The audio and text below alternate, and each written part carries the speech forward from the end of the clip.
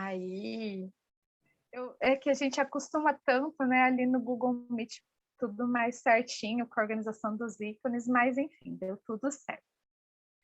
Então, eu sou psicóloga, né? Atualmente eu trabalho nos atendimentos clínicos. Deixa eu abaixar aqui. Eu tenho um grupo de gestantes com uma colega, desde da faculdade a gente já fez essa parceria, a gente já idealizou esse grupo de gestantes, o Tornar-se Mãe, porque a ideia é trabalhar a prevenção, a saúde mental desde o momento mais remoto, né? Então, ali na gestação, a mulher ela vivencia emoções muito fortes, muitas transformações, e a forma como ela lida com essa situação vai refletir na saúde, na base emocional do bebê, tá? Também ministro aulas na Escola Municipal São Francisco, em Barretos, dou aula de português, e eu adoro trabalhar com adolescentes, né? Essa vivência da escola cada vez mais tem me mostrado o quanto é bom trabalhar com esse público, porque os adolescentes são seres também em transformação, a esse renascimento, né? Porque até o momento da infância, a criança ela vai absorvendo muito o que tem no ambiente. E quando chega na adolescência, ele vai revolucionar o seu próprio mundo, né? Ele vai desconstruir e construir a própria identidade. Então, há questionamentos. Nós estávamos trabalhando aqui na apostila em Barretos também a fase da adolescência, né? Então, é uma fase muito intensa. As respostas também são muito intensas dos adolescentes, então é muito bacana. Mas eu trabalho com idosos, com adultos, e atualmente eu estou atendendo crianças também. Nas horas vagas eu sou poetisa, então a linguagem, a literatura, ela sempre esteve muito presente na minha vida. E querendo ou não, ela me aproximou da psicologia, porque através da leitura dos livros, eu ia mergulhando no universo, né, no psicológico dos personagens, na complexidade do ser humano, e isso me fez cada vez mais sensível à história de cada pessoa. Então, quando eu nem lembro quando foi o momento que eu falei assim, eu quero ser psicóloga, né? Isso foi surgindo de forma muito natural. E hoje em dia eu procuro conciliar a educação e a psicologia, né? Então, eu vou integrando as duas atuações. Eu tenho feito também a pós em neuropsicologia, então eu acho que é uma pós que está unificando cada vez mais essas minhas duas profissões. Mas, afinal de contas, né, o que o psicólogo faz?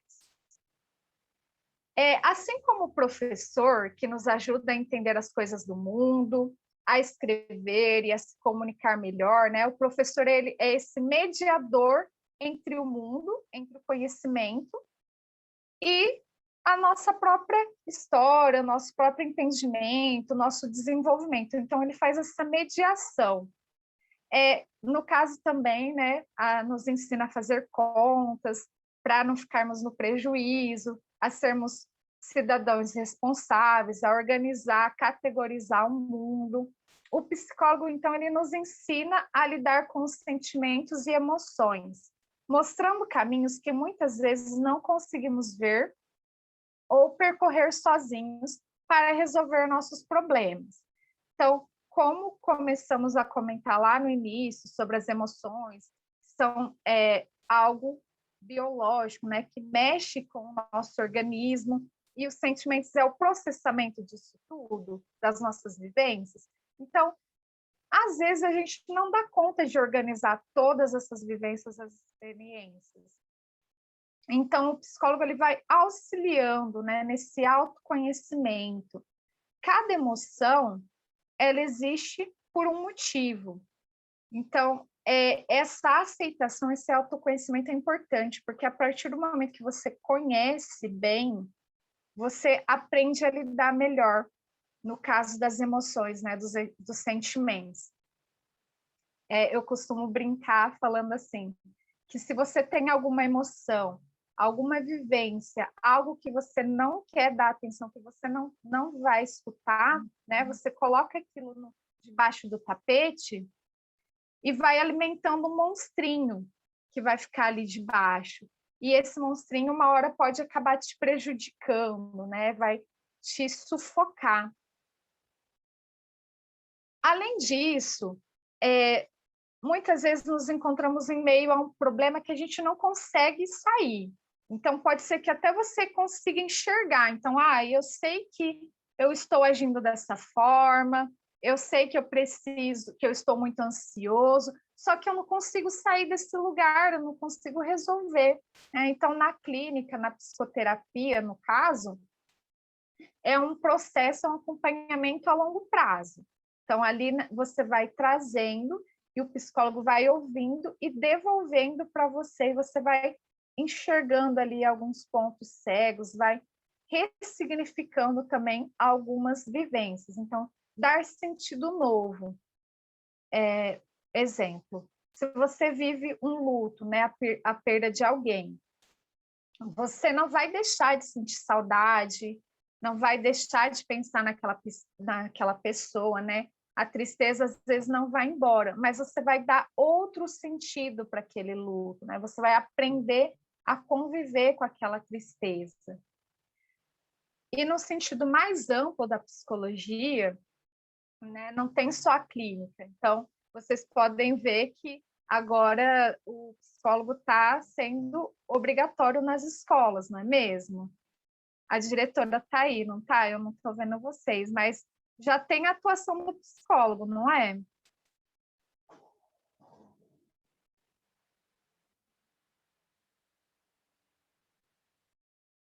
Tem, agora a gente tem um programa de psicologia viva. Isso, né? Então, Então, e conversar com o psicólogo, mas ainda não foi disponibilizado para o aluno, é só para a gestão, para os professores. Então, mas para mostrar assim o quanto a nossa atuação também é diversa, né? Então, nós podemos atuar na clínica vai ser um acompanhamento mais minucioso, sabe? De decifrar, de acompanhar. Agora, nas instituições, é um trabalho coletivo. Então, como a Nayara falou, a princípio está trabalhando mais na parte da gestão, ainda não está nos alunos. Mas quando chegar aos alunos, também não vai ser um atendimento clínico, que o psicólogo vai sentar com cada um e fazer uma terapia. Não, é mais um processo de orientação, de acolhimento. Então, assim, a psicologia ela é muito ampla porque o ser humano ele é também muito complexo. Então, não tem como ser apenas uma psicologia, um modo de atuação. Ela está presente nos hospitais, no esporte também.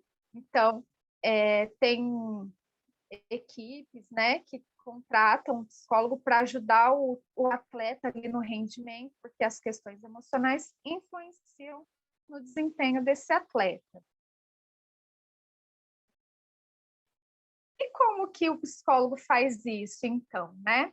Ele vai ajudar a organizar os sentimentos e emoções através de uma escuta atenta, sem julgamentos. Então, assim, as pessoas às vezes costumam pensar, mas eu estou agindo como um psicólogo, eu escutei meu amigo, eu estou dando um conselho. Mas não é exatamente isso que a gente faz, né? Não é só isso. Porque quando nós estamos escutando alguém, a gente não vai julgar se é certo ou errado. A gente vai analisar o que é saudável ou não, o que está sendo funcional, né? O que está funcionando na vida da pessoa. Então, um exemplo. Quando eu dou um conselho para alguém, eu parto do que eu acho que é melhor, né? E eu passo aquela receita pronta para a pessoa. Então, você tem que agir dessa forma, né? Não deixa as pessoas fazerem isso com você, fala isso, fala aquilo. O psicólogo não, ele vai orientando, né? Vai descobrindo, vai devolvendo, porque cada pessoa tem um jeito de agir, tem o seu tempo também, né? Então, por isso que nós não damos conselho. É um modo diferente de abordar as pessoas. Um exemplo que eu costumo usar, né? Então, se chega ali uma pessoa com dificuldade no relacionamento, a gente não vai ali julgar, você tem que largar, você tem que ficar com a pessoa. Não, a gente vai analisar e ajudar a pessoa a tomar a decisão, o que é melhor para ela. Além disso tudo, né? O que for dito ao psicólogo ficará entre paciente e terapeuta. Isso é muito importante, esse vínculo, essa confiança, porque ninguém vai se abrir, né? Colocar as fragilidades, as coisas mais íntimas para alguém que ela não confia. Então, nós temos o código de ética que assegura isso. Então, caso você esteja fazendo terapia, ou enfim, converse com algum profissional que você desconfie, que você veja que vazou informação, você pode até ir atrás do conselho de ética, né, no caso do conselho de psicologia, e denunciar. Tanto é que vocês viram que aqui no início eu coloquei meu CRP, porque isso aqui é a minha identificação no conselho. Então, caso vocês tenham alguma dúvida, alguma crítica, falar, eu achei que essa profissional fez uma palestra, ela não foi ética, ela falou umas coisas equivocadas, aí vocês podem usar o meu CRP para fazer uma denúncia ou tirar uma dúvida, tá? Mas há algumas situações em que a gente precisa compartilhar informação. Que situações são essas, né? Então, caso em que, por exemplo, num trabalho de equipe, então, se eu trabalho na escola, por exemplo, e eu vou fazer uma intervenção ali, um atendimento com os alunos, aí eu preciso dar uma devolutiva para os educadores, para quem está lidando com esses alunos, no sentido de orientar, olha, vocês precisam fazer isso, fazer aquilo, para ajudar, está faltando isso. Então, a gente não vai compartilhar o conteúdo íntimo, a gente só vai passar informações importantes ali para ajudar a pessoa que está sendo atendida. Na clínica, isso é mais minucioso ainda, né? Então, só vai ser passada a informação no caso assim, risco de vida, né? Tanto para o paciente quanto para alguém, tá? Mas isso antes vai ser conversado com o paciente, tá? Então, a gente tem todo esse cuidado justamente porque o vínculo, ele é a base da terapia, né? Do acompanhamento psicológico. Se não tem confiança, não tem a ação do psicólogo. E o que é saúde mental? Então, assim, a saúde mental, ela envolve muitas coisas, várias itens, né? Envolve esse autoconhecimento. Então, olhar para si mesmo e ver quais são as potencialidades, então, quais são as coisas que eu consigo, que eu tenho facilidade, quais são as coisas que eu tenho dificuldade. Não é muito legal usar defeito, porque algo que a gente entende como defeito pode ser qualidade para alguém. Então, um exemplo, eu sou muito tímido, isso é um defeito. Mas não, ser tímido ajuda a ser uma pessoa mais observadora, né? Ser mais introspectivo, reflexivo, enfim. Então, ter esse autoconhecimento de analisar, né, o que tem de dificuldade e de qualidade, assim procurar desenvolver, né, aquelas dificuldades e respeitar também, né, os nossos limites. Então, se você é uma pessoa mais enérgica, mais agitada, você pode aprender a se concentrar mais, mas não tem como você mudar o seu jeito de ser. Então, eu vou ser uma pessoa totalmente calma, tranquila. Não, né? Faz parte de você se aceitar, ter essa paciência também consigo mesmo. Às vezes, no processo de mudança, as pessoas falam assim, mas eu não consigo ser mais gentil, né? Eu sou uma pessoa que fala muito o que pensa, fala na lata, eu queria mudar esse jeito, né? Mas ter paciência.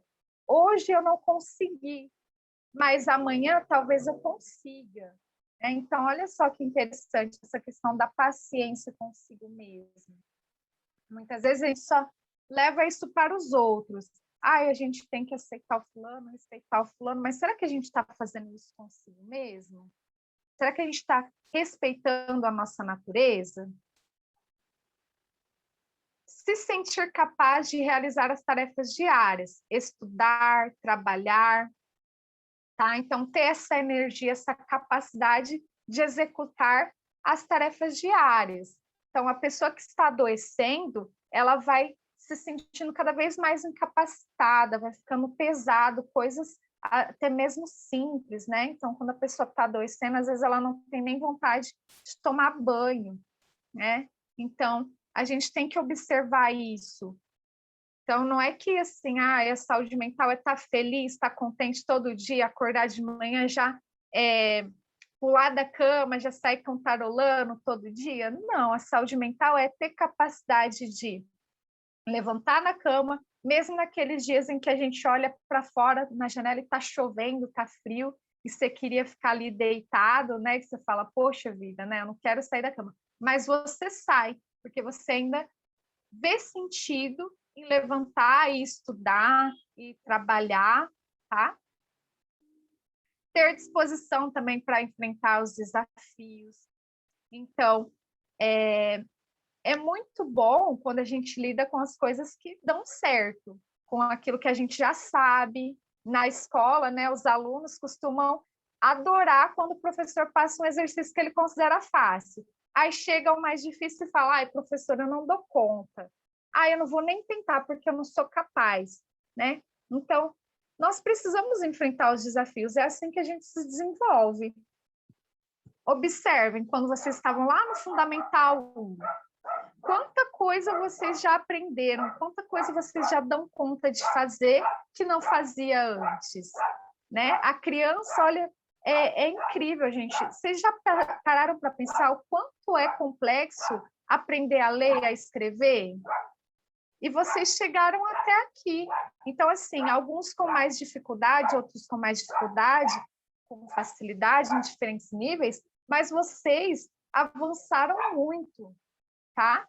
E em diversas áreas, né? Então, assim, às vezes eu não sou muito bom de matemática até hoje, mas em história, nossa, eu vou bem, entendeu? Então, assim, aceitar o desafio vai fazer com que você se desenvolva. Então, se no momento vocês ainda não conseguem ir bem em matemática, aceitem o desafio de aprender.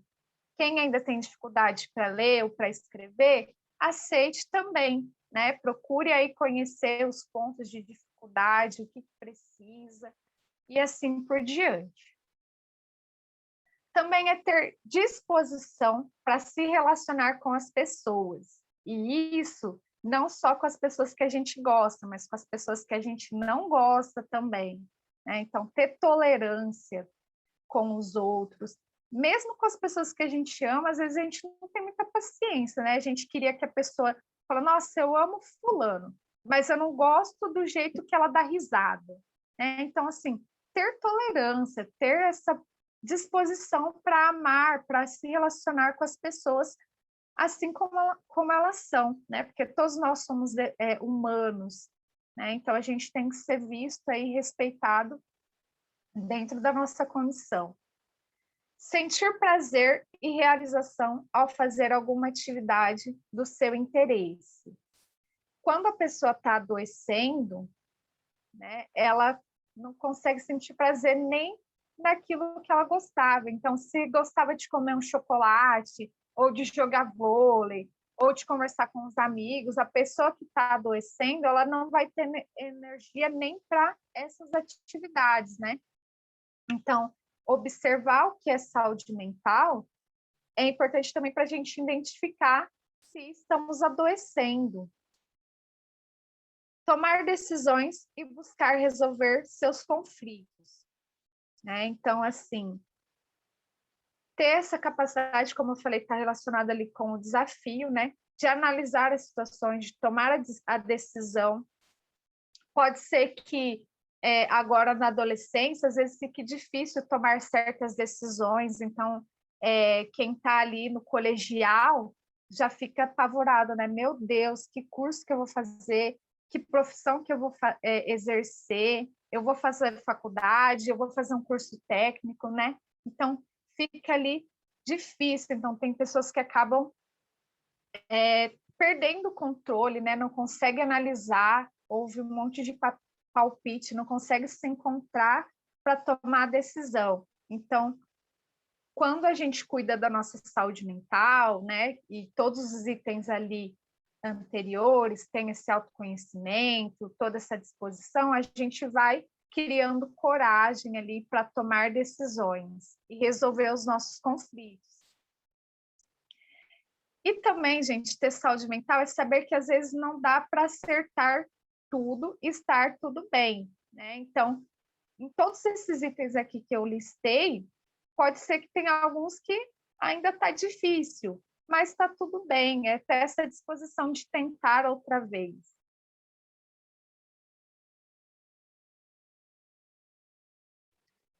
Como manter a saúde mental? Assim como o nosso corpo ele precisa de nutrientes e cuidados para ficar forte e dar conta das atividades diárias, nossa mente também. Para cuidar da saúde do corpo, devemos comer alimentos saudáveis, né? Fazer exercício, dormir bem. E para ter uma saúde mental, a gente também precisa ter cuidado com o corpo, mas buscar conteúdos que nos motivem a fazer e pensar coisas boas. Ouvir o que estamos sentindo, falar sobre o que pensamos e sentimos. Então, assim, buscar fazer coisas boas e pensar coisas boas não significa que a gente deve rejeitar tudo que é desagradável. Não. Mas ouvir o sentimento, trabalhar aquilo e assim partir para algo agradável. Então, assim, buscar esse equilíbrio. Quando a gente falar já é um grande passo para a nossa saúde mental. Né? Quando aquilo está na nossa cabeça, parece muito maior, né? Então, quando a gente fala, a gente vai até percebendo, nossa, olha, eu estava exagerando, né? Nossa, não é bem assim, você consegue enxergar algumas coisas. Você joga um pouco daquele lixinho fora, né?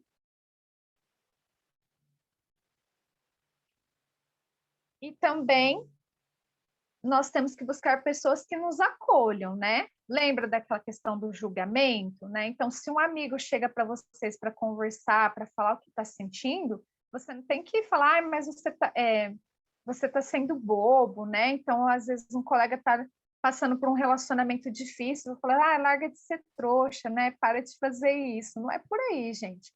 Ouve a pessoa, escuta, é difícil lidar com aquele momento, né? Então, ter essa paciência. E se você não sabe o que dizer, às vezes só escutar já ajuda muito. Bom, e depois de tudo isso que eu explanei para vocês, né?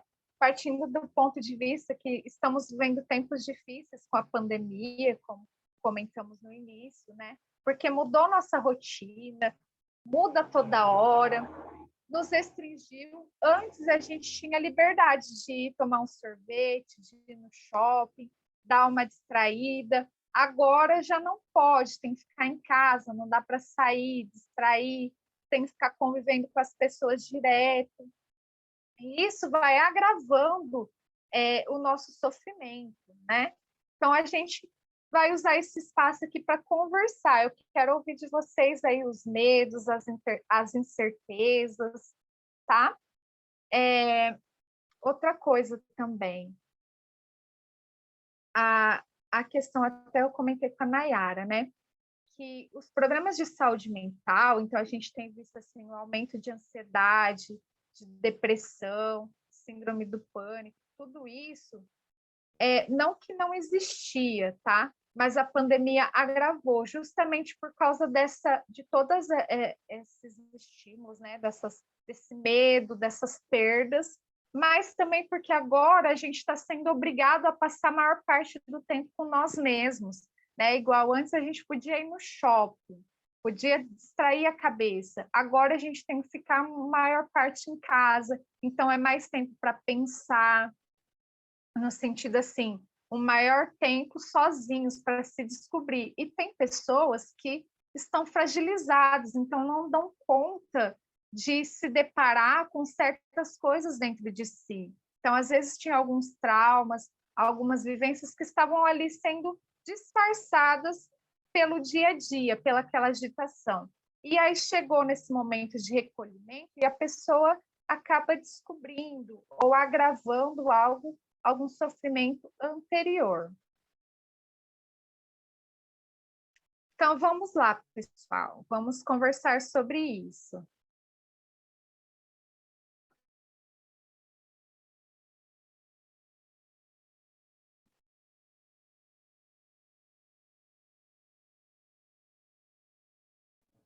Pessoal, pode conversar, não fiquem com vergonha.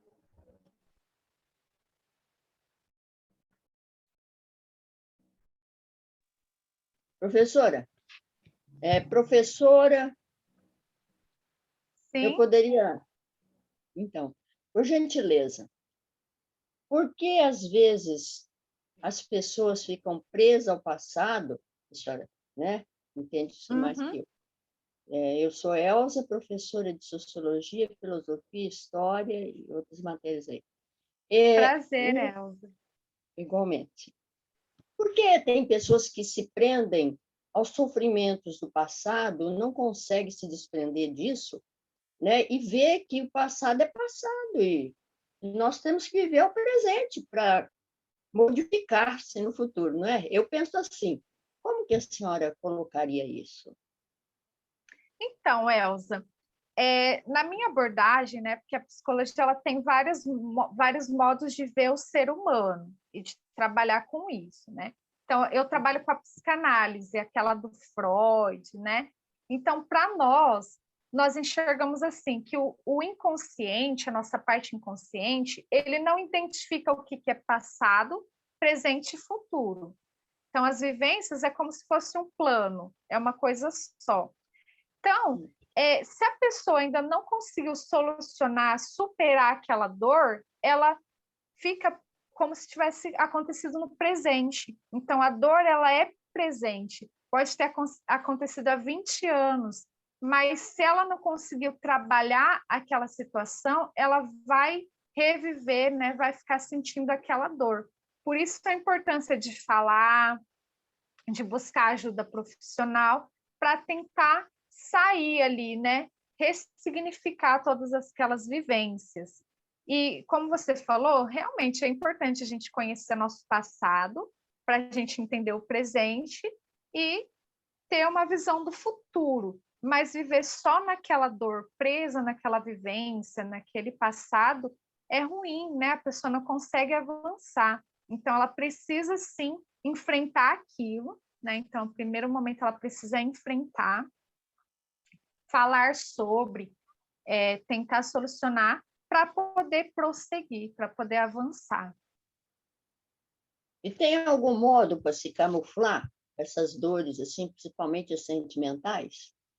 Camuflar Então, e tentar, como fala? Se tem algum tipo anestésico, por isso é que as pessoas tomam muito comprimido, essas coisas para dormir, para acalmar. É isso que acontece? os remédios, eles servem para aliviar aquele sofrimento físico, né? Então, quando a pessoa está com um problema, desenvolveu ali uma ansiedade, um problema, uma insônia que acaba dificultando o dia a dia, às vezes ela precisa usar medicação, só que ela precisa dar terapia para justamente não só anestesiar. Então, se ela toma só o remédio para dormir, ela está resolvendo o problema da insônia. Mas e o que está causando a insônia? Vai continuar lá. Né? Então, ela precisa trabalhar os dois lados. É como se fosse assim, tomar um remédio para febre ou para dor de cabeça. Então, você vai lá, passa a dor, passa a febre, só que o problema vai continuar. Então, você tem que investigar o que está causando aquilo. E o psicólogo, ele cuida mais da parte do contato, do atendimento, da orientação. E o psiquiatra cuida da parte de remédios, é isso? Isso, porque o psiquiatra ele vai olhar para o funcionamento do corpo, né? Para a questão da biológica, né?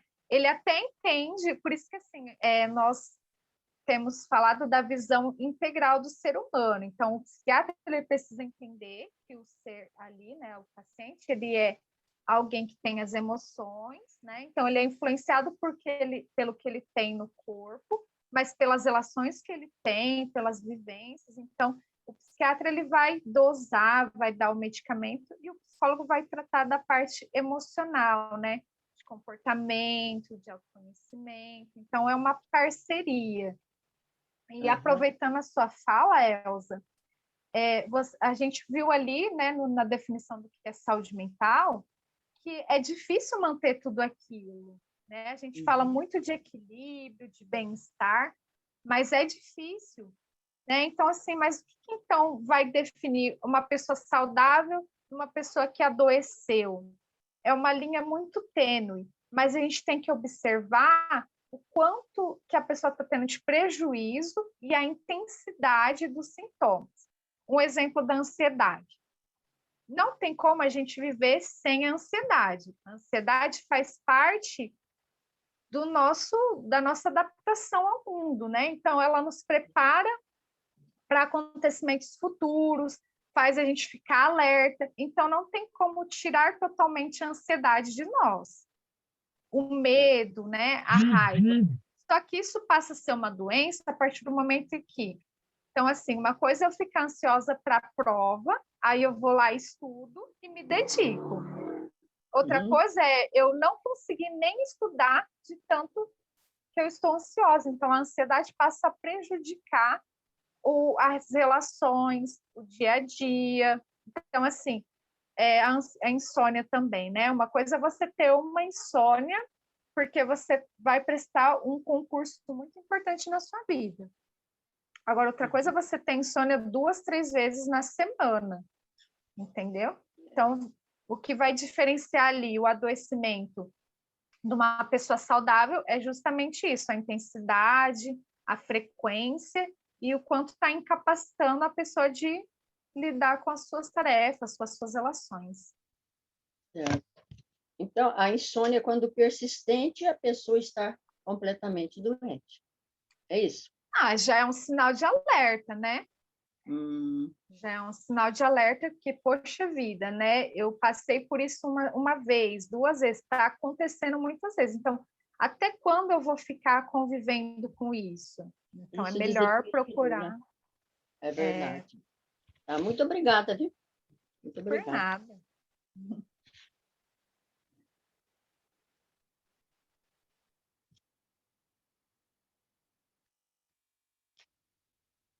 Pessoal, é meio difícil de fazer pergunta, viu? Eu também pergunto na aula. Pessoal, fala alguma coisa, pelo menos se gostou, se não gostou. Mas eles são meio tímidos, né?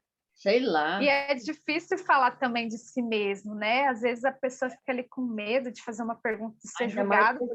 Publicamente assim, né? O pessoal não fala, é verdade. Mas sempre tem um aluno mais expressivo que aí acaba dando voz às dúvidas. Sim, tem. Eu vou te falar uma coisa para você. Eu sempre estimulo, faço uma estimulação, jogando com interesse assim, das pessoas. É uma maneira de ser. Eu falo para os meninos assim: olha, que as mulheres vão dominar o mundo, hein? Porque veja bem, as meninas são mais comportadas, frequentam mais as aulas, aí eles reagem. É uma forma de fazer reagir. Mas não, imagine, a gente sabe que... É uma provocação, né? Você faz eles uma provocação, saírem ali do lugar comum. Exato. Oi, Pamela. Bom dia. Bom dia. Tudo bem? Tudo bem, e você? Deixa eu passar aqui. É a professora Taren. Hoje pela manhã estava dando aula com o terceiro B e a gente estava falando sobre a diversidade cultural, sobre preconceito, sobre as diferenças, né, que permeiam aí a nossa sociedade. E, assim, não sei se é possível também trazer isso para a psicologia na análise do ser humano. Por que o ser humano, no seu todo, né, principalmente aqueles que são bem preconceituosos, não aceitam as diferenças, o que acontece? Se isso faz parte do psicológico de uma certa maneira, por que tem tantas restrições, assim, no sentido de dificuldade de entender o outro, se colocar no lugar do outro e ver que as diferenças são normais, que tá tudo bem ser diferente. E o ruim seria se todos fôssemos iguais.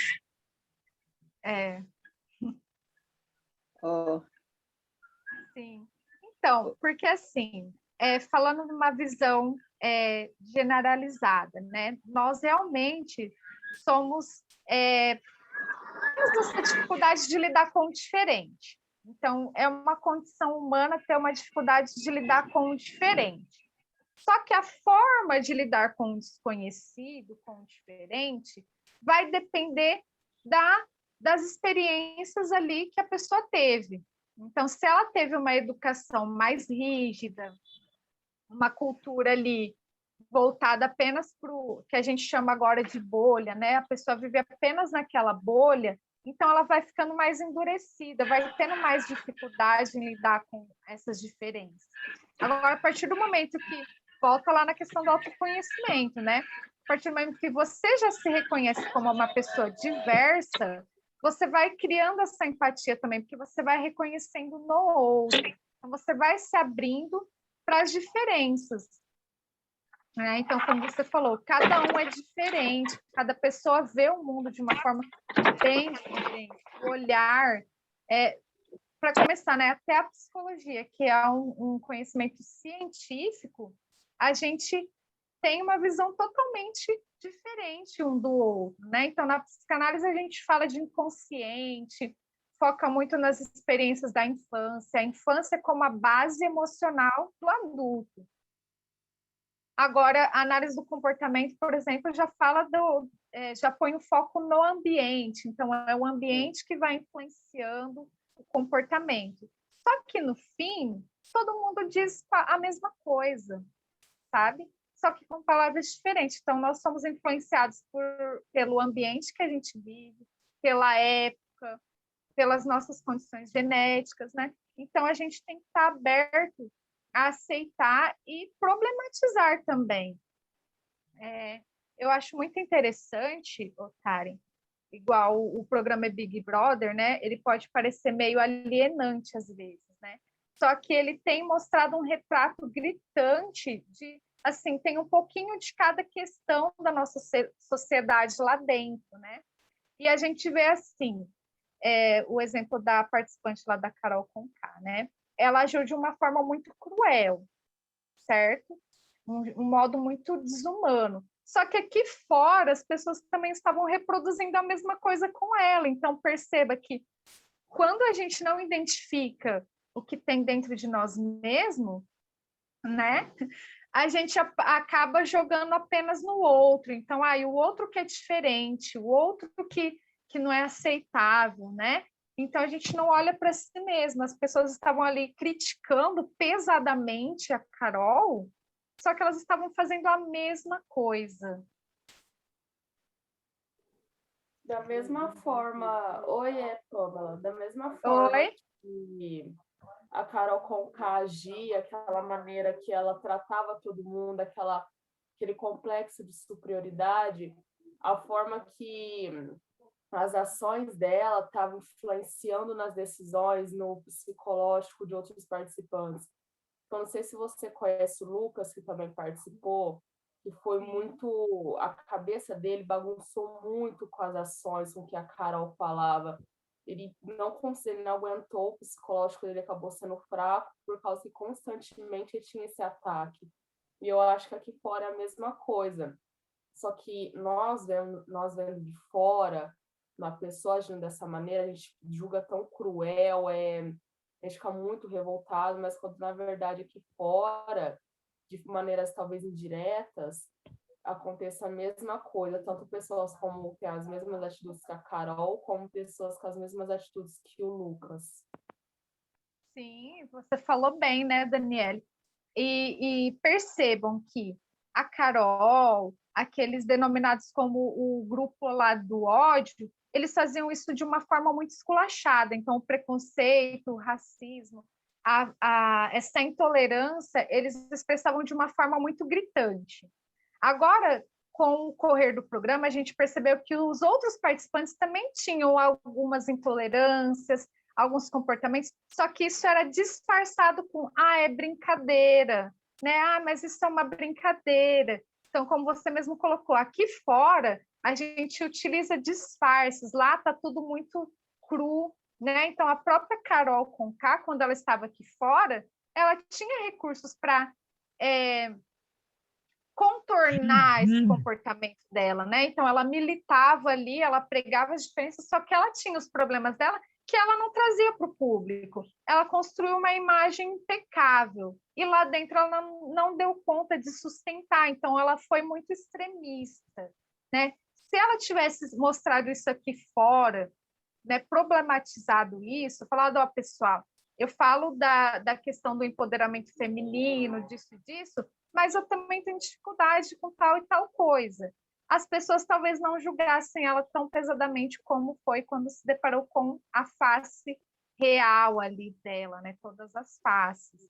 Então, eu até conversava com alguns amigos meus que eu costumava considerar ela que ela era muito agressiva. Ela era muito, igual você falou, extremista. Mas depois que ela saiu, dava para ver que o problema não era só ela. E todo mundo ali tinha esse lado podre, mas só que eles eram mais passivos, aqui costuma chamar também de passivo-agressivo. Todo mundo tem uma dificuldade de lidar com o diferente, que tudo que na cabeça deles, não, isso não é legal para mim, eles julgavam e depois eles jogavam alguma brincadeirinha, falando que estava zoando, que a pessoa tinha entendido errado, querendo destabilizar ela, para ele se passar como certo. Sim. E lá nós temos um representante de diferentes causas, né? Pessoas com pensamentos totalmente distintos, só que a gente percebe que todo mundo tem um pouco de preconceito em relação a alguma coisa, né? Porque isso é nossa, do ser humano. Então, a gente tem que reconhecer e trabalhar, falar sobre, né? Precisamos falar sobre isso. Esse programa está usando uma alavanca para essas discussões. Não dá mais para a gente... Antes era sempre assim, ó. Não sei se vocês ouviram falar sobre o cancelamento do cancelamento.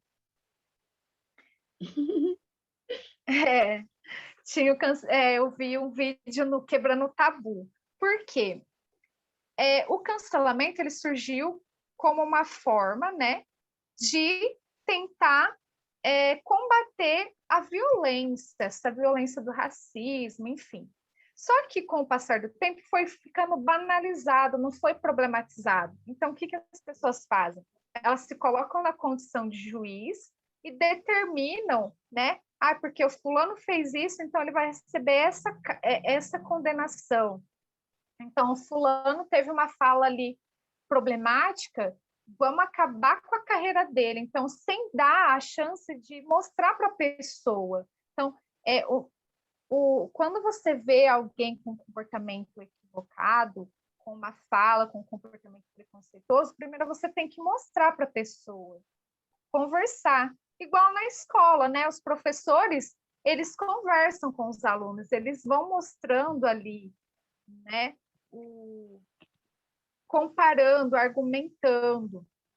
Agora, nessa cultura do cancelamento, já era assim, você já cometeu, já não vai ser perdoado, acabou com a carreira, né? E não é bem assim, porque todos nós erramos. É claro que tem situações extremas, só que é justamente isso, a gente analisar primeiro, pensar, né? Antes de tomar a gente não ser um juiz, condenar as pessoas. Sim, obrigada. Por nada. Viu, Pamela? Eu sempre digo ao pessoal, eu sempre digo aí para os meninos, para os meus alunos, que o psicólogo ele trata de um problema individual. e o sociólogo trata do problema social da equipe, dos acontecimentos entre pessoas, né? E eu estou sentindo aí que estão confundindo um pouco psicólogo com sociólogo, estão querendo que você seja psicóloga e socióloga. É que as nossas áreas conversam bastante, né, Elza? Mas há uma diferença na atuação, né, na intervenção. Mas a gente precisa sempre caminhar junto. O psicólogo precisa também ver o relacionamento do seu cliente, e o sociólogo também tem que conhecer as individualidades, né? Saber da tremenda, como fala, tremenda coxa de retalhos que é a nossa cultura brasileira, para poder dar uma certa ajeitada na situação, né? Mas eu estou percebendo. A gente vai analisando. O pessoal está exigindo demais de você. Mas aqui é uma roda de conversa, né? A gente vai jogando, ainda bem que ainda tem você que é da área da sociologia, né? Tem vários professores aqui, pensamentos, mas é justamente isso, integrar, né, Elza? Porque você falou da questão da psicologia, né? E tem várias abordagens, tem a psicologia social também, então, assim, é uma linha tênue, né? Que às vezes uma coisa acaba entrando um pouquinho ali na outra, mas é importante a gente ter esse diálogo mesmo. É verdade. Pamela, eu fiz uma atividade com eles agora na primeira aula e eu percebi que a maior dificuldade deles é de não poder se relacionar com os colegas, de não poder sair. E eu gostaria que você falasse um pouquinho para eles sobre esse momento que a gente está passando e esclarecer algumas dúvidas e talvez acalmar o coraçãozinho deles nesse momento. Nós temos muita necessidade do contato humano, né? Eu vejo na clínica, eu tenho me surpreendido muito, né? Eu tenho realizado atendimento presencial, tomando todos os cuidados, né? Usando máscara, distanciamento, eu sempre deixo a sala arejada, né? Enfim. E aí eu ofereço para os pacientes, olha, eu também faço atendimento online, mas é incrível, as pessoas já perguntam até com uma certa preocupação, mas eu posso vir, né? Porque faz falta ter esse contato. E antes, olha só que ironia, né? Até 2018 ali, 2019, antes da pandemia, a gente discutia muito quanto a tecnologia estava nos afastando desse contato com as pessoas. E agora, de repente, a gente se vê ali numa situação meio invertida, em que a tecnologia tem nos deixado unidos. Oi. Pamela, mas é porque, tipo assim, como a gente está passando um momento que a gente está muito isolado, não é a mesma coisa você falar para a pessoa como se pelo celular. Não é a mesma coisa. Sim. É totalmente diferente. Ou a gente conversando com a pessoa frente a frente, é bem melhor, a gente se sente mais acolhido, parece. Se a gente conversar distante pelo celular, não é a mesma coisa. Porque a gente perde muita coisa, né? Muita informação. Mas eu estava falando assim, no sentido que agora o jogo virou, né? Então, a tecnologia ela tem nos ajudado a manter esse contato. Por quê? É uma situação excepcional, né? Então, assim, ter esse contato físico, no momento, não a gente tem que evitar, né? Então, a gente não pode ali estar com um colega, tocando, ouvindo o som da voz, sentindo o cheiro do ambiente, mas a gente pode conversar ali com o distanciamento, usando a tecnologia, né? Para tentar manter um pouco disso. Não é a mesma coisa, mas é que eu estava falando no sentido de que o jogo virou, né? Então, antes a gente podia, e muitas vezes a gente estava ali tomando um sorvete, comendo um lanche com os amigos, e estava cada um no seu celular, né? E agora a gente está sentindo falta. Agora a gente está reconhecendo o quanto isso é importante para nós. Porque, igual agora eu estou aqui falando com vocês por essa tela. Então, para começo de conversa, eu já não consigo ver todo mundo ao mesmo tempo. Já limita a minha visão. Aí eu não consigo ver totalmente a expressão corporal de todo mundo. Então, assim, alguns eu vejo só o rosto, né? Então, não vejo ali o corpo, a postura. Tudo isso são informações que a gente coleta, que vai nos trazendo mais acolhimento, mais segurança, como você mesmo colocou, né? Então, nesse momento a gente vai ter que ter uma paciência mesmo de ter esse distanciamento e quem sabe depois que tudo isso passar, a gente aprenda a valorizar mais esse contato. Outra coisa que a pandemia mudou é que muitas vezes a gente não olhava nos olhos das pessoas. Então, agora com a máscara, a gente perde tudo isso aqui, né, de contato. E a gente só tem o olho. E aí, olha quantas nuances a gente percebe no olhar. Vocês já conseguem fazer essa observação? Né? Ali pelo olho, você, às vezes, porque quando a gente estava sem a máscara, a pessoa estava sorrindo, mas com o olhar mais caído, né? Então, às vezes, a gente ficava meio focado só no sorriso, esquecia de ver o olhar. Agora não, agora a gente só tem os olhos para receber informação. Eu sempre foquei mais a boca. Né? Hoje a gente percebe que é verdade o que você diz. O sorriso, o esplendor do sorriso esconde o outro lado, porque o olho ele é o espelho verdadeiro e a nossa alma não é feliz, ela é infeliz ainda. Ela ainda é muito preocupada, muito infeliz, tem ainda muita expectativa, né? Não tem certeza. Então, tudo isso se esparge através do olhar. E o olhar é sempre mais triste. O sorriso a gente disfarça e dá aquele sorrisão, esconde tudo. Mas que nem algumas pessoas dizem, Elza. Vivendo real. Como? Elza. É que nem aquela frase assim, os olhos são o espelho da alma, né? Exato. Os olhos são o espelho da alma. Se eu pudesse, eu punha a venda nos meus olhos e não no sorriso. É porque a diferença está na sutileza, né? É na sutileza que está toda a diferença. Por isso que na tela a gente fica limitado, né? Porque a comunicação não verbal, né, gente? Ali pelo tom da voz, pela postura do corpo. Então, às vezes, a pessoa está mais assim, né? Mais retraída. Aqui, ó. A perna cruzada, né? Tudo isso vai trazendo informações que a gente... O corpo fala, né? O corpo fala. É uma pessoa mais próxima, mais distante, mais equada. Todos os nossos trejeitos vão dizendo da nossa personalidade, não é verdade? Eu sempre já comentei com os alunos, o corpo fala, né? Às vezes a boca fala uma coisa, mas o seu corpo está te denunciando, não é verdade? Dá para saber se a pessoa é sincera ou não, né? Ainda mais os psicólogos que gostam de os detalhezinhos, né? Precisa ver, né? Verdade? E assim não. Hoje as pessoas têm que ser mais verdadeiras, porque os olhos realmente vão expor o que somos, né? Eu não vejo nos olhares das pessoas, principalmente no meu. Eu tenho muita esperança, tenho muita fé, mas o meu olhar é triste. É triste. É triste, às vezes nem tanto pela gente, mas por ver a situação de toda a humanidade. É triste, muito triste. Nós estamos vivendo assim momentos muito inseguros, mas que nós temos que acreditar.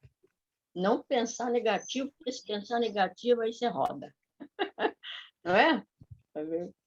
Igual eu falei, a gente não pode também evitar, né, jogar tudo para debaixo do tapete para alimentar esse monstrinho, né? Mas analisar, pensar, falar sobre, né? Então não é abafando o sentimento, mas colocando ele para fora mesmo. É verdade. Porque na vida, nada, a gente não perde nada. Ou com sofrimento ou com alegria, a gente está sempre aprendendo, a gente ganha conhecimento, experiência em todas as situações. E esse é um momento que nós estamos crescendo muito, principalmente o nosso lado humano, de compreensão do próximo, né?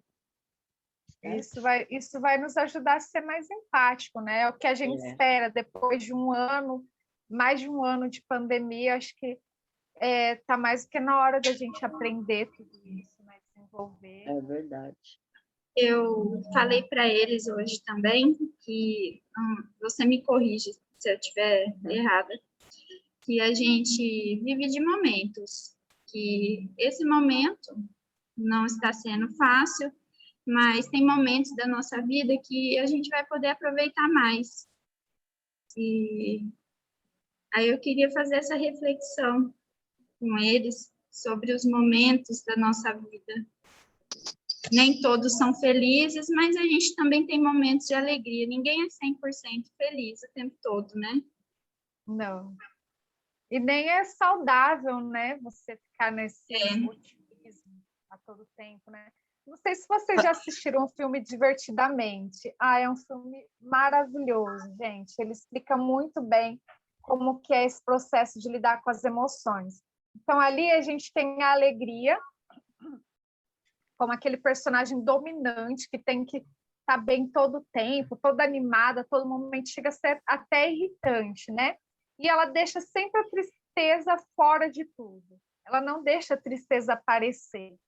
Só que ali, né, no desenvolver do filme, né, com as questões ali, ela acaba vendo que é a tristeza quem ajuda, no caso a Riley, né, a refletir, aproxima as pessoas também. Então, ali, naquele momento de tristeza, você acaba fortalecendo o vínculo com algumas pessoas. Então, a tristeza, ela ajuda também a gente a ser feliz, porque a partir do momento que você tem esse momento de parar, né, de ver e sentir aquelas coisas desagradáveis, você também vai aprender a aproveitar melhor os momentos bons, né? E como você falou, tudo é uma fase. Agora a gente está passando por essa fase que está demorando, né, para acabar. Mas mesmo dentro desse momento, a gente também pode encontrar coisas boas, né? Não é querendo ser otimista, né, nesse sentido forçado, mas tudo tem um aprendizado, tudo tem seu momento triste, seu momento bom, né? Nada é 100%. Epicuro, filósofo Epicuro. Depois de toda dor veio o sofrimento. Como é que é? Depois de todo prazer vem a dor, depois da dor vem o prazer. Vamos vivendo e aprendendo. Pamela. Oi. Eu sou a Corina, sou professora de língua portuguesa também. E eu queria te perguntar uma coisa. Prazer também. Vai fugir um pouquinho aí do tema, mas eu tenho bastante curiosidade. As crianças de 2 aninhos, que estão com 2 aninhos, elas praticamente, nasceram, né? Estavam com 1 aninho, mais ou menos, e veio a pandemia. E elas não brincaram, não tiveram amigos. Eu, por exemplo, assim, vou dar o meu exemplo. Eu tenho um netinho com 2 anos e 2 meses, que ele não tem um amiguinho, porque a minha filha mora lá e não pode sair, não pode ter contato, não pode ir na escolinha, né? E aí, como que fica esse período de 0 a 3 anos, que é a parte mais importante, né? A primeira infância, e ele não está tendo esse contato. Você acha que isso pode prejudicar ele? Você fala o desenvolvimento, né? Tem algumas perdas, né, Corina? Mas vai depender também de como os pais têm estimulado ele de outras formas, né? Então, nós somos seres que nos adaptam à realidade. Então, se não dá para ter amiguinhos, né? Não dá para ter esse contato mais diverso, dá para fazer outros estímulos aí e amenizar algumas coisas.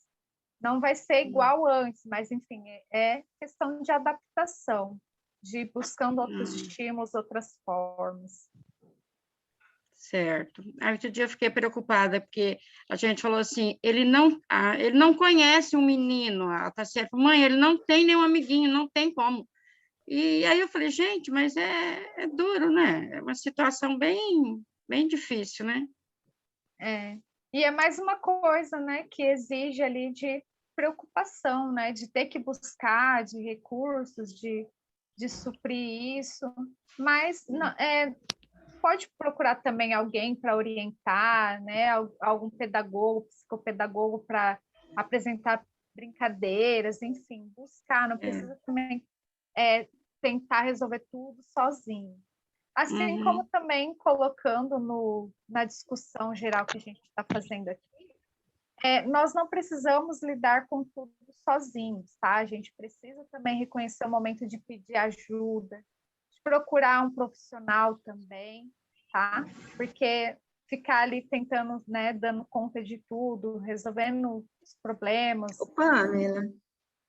Oi. É a Renata, de português, tá boa? Tô bem, e você? Também. Quando a Corina falou do neto dela, o meu filho também faz psicologia, o Matheus. Não sei se você conhece ele. Eu conheço. O Matheus Anon. E a gente já conversou sobre isso, Corina, também. Eu não sei se a Pamela vai concordar comigo, porque eu bato muito de frente com o Matheus em relação à psicologia, porque eu também tenho a depressão, eu tenho a ansiedade, eu não durmo. Então, foi tudo resultado... eu vou ao psiquiatra, e o psiquiatra falou que eu tinha que fazer uma terapia com o psicólogo. O Matheus namorava uma moça que era formada na USP, professora dele lá na faculdade e tal, e ela era muito inteligente. Eu conversava muito com ela sobre isso, que eu sempre fui meio cética em relação a achar que eu vou falar dos meus problemas e o outro vai me falar qual é a minha maneira mais certa de resolvê-los, né? E o Matheus sempre falou, não é assim, mãe, o profissional é preparado, ele vai olhar diferente do jeito que você olha para os seus problemas, né? Então, eu estou vendo também a psicologia como uma coisa extremamente importante nos nossos dias, entendeu? Eu acho que é a profissão da hora, assim, por conta que a gente está sofrendo muito esse momento, que é tudo muito novo. E quando a Corina fala do netinho dela, eu penso, assim, que isso é uma coisa que eu acho pela qual a humanidade ainda não tinha, né? Principalmente a gente aqui, nós somos, o ser humano é um ser muito social. Então, eu acho que uma das bases sei lá, esqueci como você fala, o Matheus também fala, da psicologia, é estudar o ser humano como um ser social, ao lidar consigo mesmo e principalmente com os outros, né, no mundo e tal. Agora, ele, como ser não social, com um social restrito, eu acho que ainda a psicologia, ela é meio... Como que eu falo? Ela ainda não tem a ferramenta certa, sei lá, como eu falo, a teoria ou a tese, ainda claramente, né, para poder auxiliar essa falta pelo qual os jovens passam, porque, por exemplo, na minha juventude, a gente saía, a gente, né, tinha escola, eu acho que ainda é tudo muito novo, não é verdade? Eu acho que isso ainda... Todos esses efeitos da pandemia, em todos os setores, é uma coisa que tem que ser vista com olhos diferentes e estudada de formas que sejam coerentes com o momento, não é isso? Eu acho que nem a psicologia ainda não está totalmente preparada para ter formas de conviver nesse momento, né? Isso, ou de na resolver. Na verdade, você está aí explanando, né, a questão que a Corina trouxe, e é uma observação muito importante, porque, como eu falei para ela, vai ter que buscar recursos para se adaptar, porque nós somos seres que nos adaptam. Então, assim, não tem como falar que vai ter prejuízos, vai ter ganhos também, porque tudo que acontece na nossa vida tem esses dois momentos. Então, não tem como eu falar para ela e falar assim, não. Eu achei aquilo que você falou do celular muito importante. Eu achei realmente exatamente isso. E às vezes a gente estava num lugar assim, meu marido às vezes comentava comigo, a gente ia comer uma pizza lá no fim de noite. Você conhece? Você é de Colina? Sim. Ah, você foi minha aluna, não foi? Ah, Lá na sim, agrícola? já tive algumas Você estudou aulas. na agrícola? Ou Não. não? Lá Munier? É. É, eu fui. Então, às vezes eu estava lá no fim de noite, um casal namorado, os dois lá esperando uma pizza, um no celular, o outro no celular. Não é? Então, eu acho que, igual você disse, é a adaptação e também a observação, né? E o sentir mesmo, a importância desse convívio social, né? Entre as pessoas, porque o celular, assim como as outras formas de interação social pela tecnologia, ela estava deixando as pessoas mais distantes, mesmo estando perto, né? E agora está ajudando ali a gente a ter esse contato, né? Não é a mesma coisa, mas agora a gente tem as reuniões virtuais, tem as coisas para tentar diminuir essa distância. Pamela, eu posso dar minha opinião como socióloga dessa pergunta da Corina? Sim. A sociologia, pode? Você autoriza? Pode. É que eu ia colocar um pensamento antes de perder, né? Mas, bem, assim, só para concluir, que a gente estava falando, e realmente, igual a Renata colocou, nós estamos vendo esse fenômeno acontecer. Então, assim, nós temos algumas vivências históricas que são semelhantes, mas nada igual. Então, a gente pode imaginar o que pode acontecer. Só que os efeitos mesmo, a gente só vai analisar depois, né? Então, o tamanho do prejuízo ou dos ganhos que assim como outras crianças, né, pequenas vão ter, os adolescentes, a gente só vai ver depois, né? Só que aí a psicologia, ela está acompanhando o fenômeno, e uma coisa que é meio universal é que nós, né, na psicologia, a gente trabalha também o ser humano a lidar com a falta, porque nós somos seres faltantes. A gente já nasce cheio de necessidade, não é mesmo? Então, a gente cresce ali lidando com frustrações a todo momento. A partir do momento que a gente sai da barriga da nossa mãe, a gente precisa chorar para mamar, para alguém nos trocar. Então, a falta faz parte também da nossa condição humana, e a gente tem que aprender a lidar com isso também. Né? Então, no momento, a gente está sendo privado de tanta coisa boa, né? Dessa questão desse convívio social, e a gente vai ter que aprender a lidar com essa falta. Pode falar. Tá, obrigada. É o seguinte, nós, sociólogos, estudamos a socialização do ser, a socialização primária e a secundária. O bebezinho, o netinho dela, ele está na época da socialização primária. Ele depende muito mais dos pais do que de terceiros. Os coleguinhas não vão fazer tanta falta para ele neste período, no meu ponto de vista de sociólogo. Porque na socialização primária eu vou aprender mamar sozinho, vou aprender tomar banho sozinho, comer sozinho, não fazer cocô as minhas necessidades na fralda, mas ir fazer no banheiro. Eu vou aprender a abotoar minha camisa direitinho, amarrar meu tênis. Tudo eu dependo dos pais.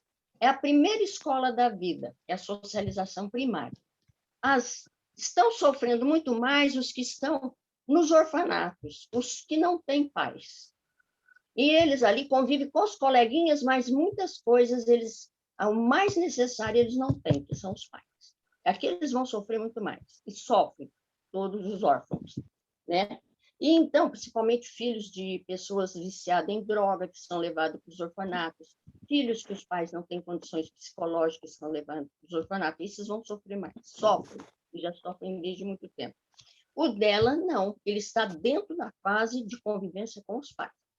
Se está sendo ensinado tudo isso para ele se adequar a viver em sociedade, ele vai partir, quando ele sai da casa dele, ele vai para outro grupo social, pode ser a escola, por exemplo, aí sim ele vai para a socialização secundária. Essa vai durar, a primária dura até os 7 anos, mais ou menos. A secundária dura toda a vida. E o homem tem capaz de voltar e recuperar o que perdeu. Então, ele não vai sofrer tanto, não. Eu acho que ainda dá tempo de seguir uma vida normal do ponto de vista da sociologia. Sim. E é isso mesmo, né? Ter essa múltipla visão das pessoas é importante, porque nós somos seres culturais, psicológicos, sociais, enfim. A gente sofre diversas influências. E no sentido prático também da vida, eu falei da questão assim, eu comparei com um amigo, né? Que o psicólogo não dá conselhos, tá? Só que o psicólogo não substitui os amigos, e os amigos não substituem o psicólogo, assim como não substitui o psiquiatra, né? Então, a gente precisa de um cuidado amplo, a gente precisa de um olhar integral, né? Cuidar do corpo, da mente, da espiritualidade também. Então, veja como que é várias pecinhas que vão se encaixando para construir a nossa saúde mental, para nos fazer desenvolver, né? Então, eu achei muito bacana, né?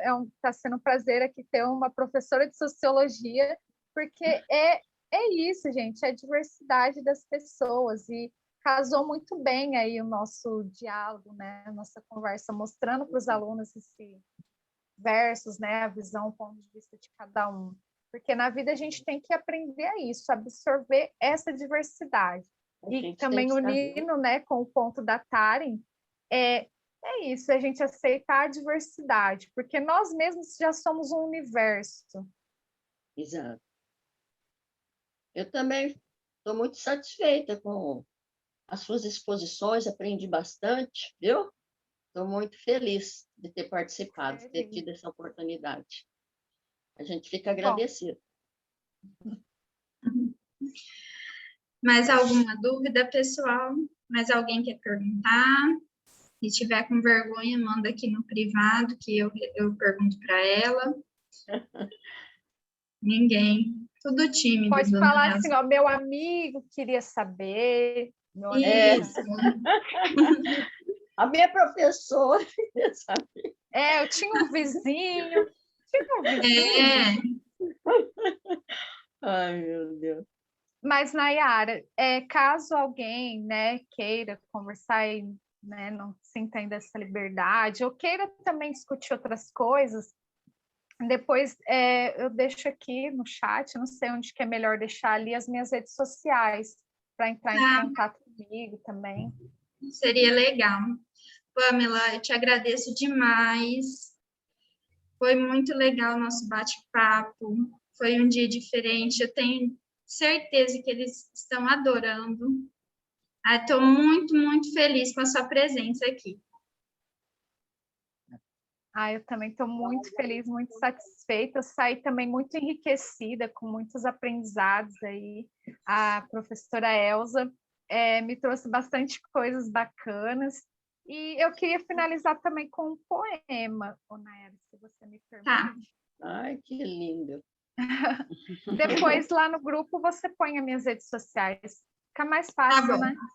Tá, pode deixar. Então, eu vou ler um poema que eu escrevi, chama Um Hiato. Eu escrevi justamente pensando sobre esse momento que a gente está vivendo e nas nossas vivências reais, né? Trazendo desse momento para o geral, né? Então, a vida acontece nos intervalos entre o nascimento e a morte, o azar e a sorte, o escolher e o dispensar, o ódio e o amar, entre se proteger e se contaminar. Mas a que chamo de vida? Vida para mim é a dor sentida, a alegria absorvida, a esperança renascida. É respirar e sentir o ar, se arriscar. A vida é um risco. Até ficar parado é perigoso. Só que o risco que se corre é não viver, tornar-se lodoso. Enquanto a vida escorre, no seu intermitente caminhar, renascer e cessar.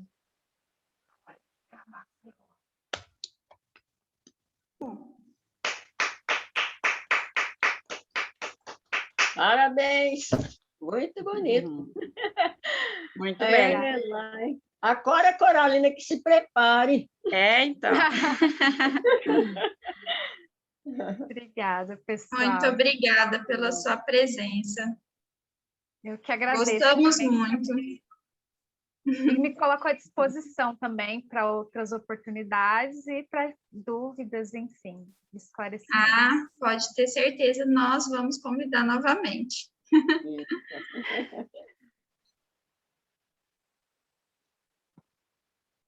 Então, pessoal, se ninguém tem mais nenhuma dúvida, terminamos aqui a nossa palestra, a nossa aula, tá bom? Tá bom. A Leandra está falando. Tá. Bateu palminhas. Leandra. Obrigada pelo carinho também. Obrigada a você, nós vamos convidar novamente. Para quem não sabe, pessoal, nós já trabalhamos juntas. Somos gêmeas também, né, Nayara? Somos gêmeas.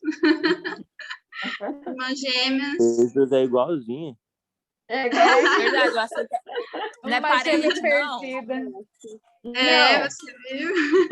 É melhor a gente fazer um teste de Vamos DNA. investigar isso aí, hein? Eu acho. Investigar isso aí. Então, A irmã perdida pelo mundo.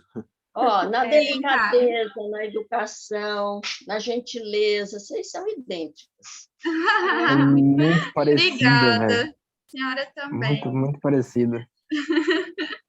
Eu estou longe dessa evolução aí, tá? Você é um doce, Elza. Eu adorei te conhecer. Oh, meu Deus.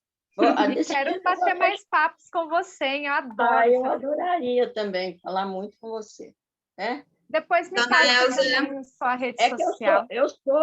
eu sou uma pessoa não é de risco, né? De alto risco, 68 anos de idade. Então, Deus, não parece. agora na pandemia nós não vamos poder, só se for à distância. Mas depois vai ser um prazer muito grande. Dona Elza é muito culta, uma pessoa muito sábia. Olha aqui, filha. A injeção. Nossa! Deu um derrame quase. Acho que pegou uma veinha, né? Mas foi por uma boa causa. Né? Agora mas eu tô já com um pouquinho de defesa no corpo, né? Certo? Já é um passo, né? Depois eu vou pedir para a Nayara, então, a sua rede social, enfim. Isso, eu gosto muito do WhatsApp. Se você aceitar, né? Sou popular, sou bem popular. Eu passo, sim. Para mim é uma alegria muito grande você se interessar em pegar o meu telefone e entrar em contato. Estamos aí, né? Você é corintiana? Prazer. Você é corintiana? Eu não torço para nenhum time mais. Então ainda resta uma esperança. Quem sabe a minha esperança renasça com a seleção brasileira, porque eu ando bem desacreditada. Não gosto de futebol. Isso é brincadeira. Eu também, eu sou assim. A minha família toda é corintiana, mas se o Palmeiras está disputando lá no exterior, eu estou torcendo pelo Palmeiras também, pelo São Paulo, por todo mundo. Eu torço pelo Palmeiras. Então, pelo menos eu sou neutra. É brincadeira.